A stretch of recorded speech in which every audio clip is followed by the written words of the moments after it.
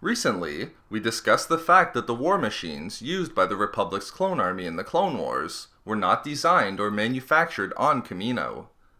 Rather, military vehicles such as the Acclamator-class assault ship were supplied to the Kaminoans by the corporation, Rothana Heavy Engineering. Rothana was a company that specialized in the manufacturing of military vehicles, and was the go-to corporation for secret projects. However, while Rothana was the supplier of these larger war vessels, who produced the armor and light arms weaponry used by the clone troopers?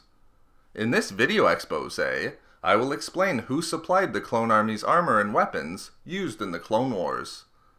Starting with the armor worn by the clone troopers, rather than being produced by an outside third party, the Phase 1 and Phase 2 battle armor employed during the Clone Wars was designed and manufactured directly by Kaminoans. As the cloners were growing the first generation of clone troopers, a corporation named Kaminoan Armoursmith Limited began developing the Phase 1 battle armor that would come to be the combat uniform of the clones by the start of the war. Specializing in the manufacturing of armor, Kaminoan Armoursmith Limited was based upon Kamino. The corporation used the design of Jango Fett's Mandalorian armor as the basis for their production of Phase 1 battle armor, which turned out to be the company's greatest success, and pushed them into developing Phase 1 variants, such as the Clone Commander and ARC Trooper armor. However, the large imperfections found within Phase 1, including its design making the armor too heavy and uncomfortable, resulted in Kaminoan Armoursmith Limited improving upon their initial design, and developing a more advanced product known as Phase 2 battle armor. Eventually, the initial Phase 1 armor was rendered obsolete by Phase 2, as the corporation was able to design new armor that was stronger, more adaptable, and lighter, and which included a number of new specialist variants. Kamino was not only home to Kaminoan Armoursmith Limited. Another corporation named Kaminoan Weaponsmiths Limited, a subsidiary of the armor manufacturer, was also based upon the planet.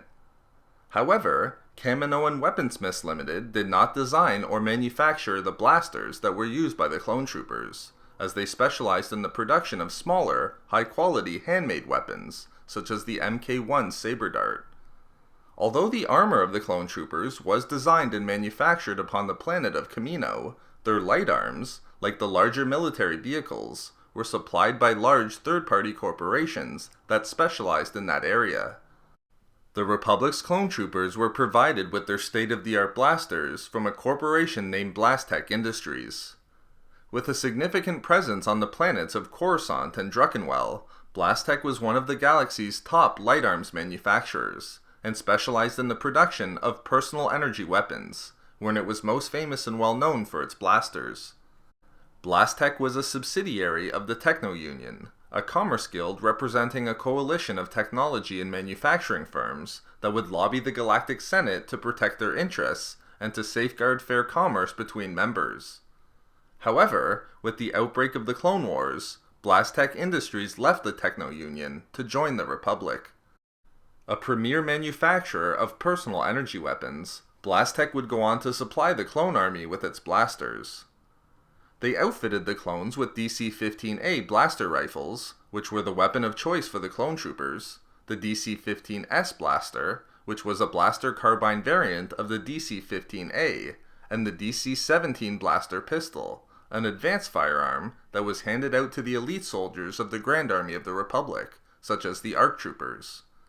It should be noted that the Kaminoans would have had no trouble in obtaining these weapons from Blasttech Industries, as the corporation had a policy of selling weapons to anyone who had the credits.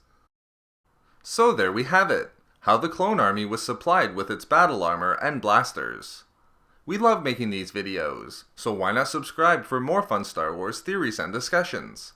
Also, if you enjoyed the video, think about giving a like or leaving a comment. If not for me, for Zam Wessel.